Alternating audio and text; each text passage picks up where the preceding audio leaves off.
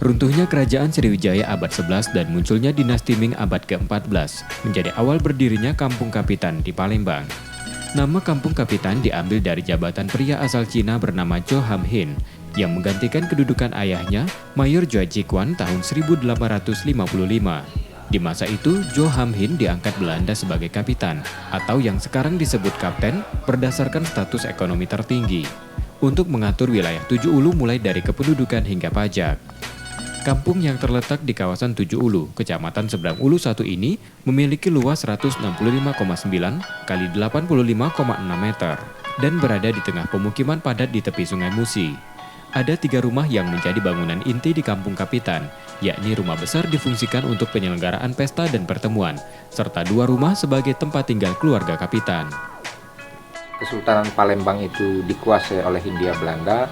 Sultan Mahmud Badarudin II dibuang bersama keluarganya dibuang ke Ternate, maka kebijakan pemerintahan, sistem pemerintahan itu diambil alih oleh pihak Hindia Belanda. Nah, sejak itulah ada kebijakan dari pemerintahan Hindia Belanda itu untuk mengangkat seorang kapten untuk mengawasi kegiatan-kegiatan sosial, kegiatan-kegiatan ekonomi yang berkaitan dengan masyarakat. Sehingga diangkatlah kapten yang berbangsa Tionghoa itu. Kalau kita melihat artefaknya sendiri, rumah-rumah yang ada di sana, rumah kapten itu atau rumah kapitan itu, kita lihat memang kondisinya memprihatinkan. Kini bangunan di Kampung Kapitan difungsikan sebagai tempat ibadah warga Tionghoa, seperti Imlek dan Cap Gome.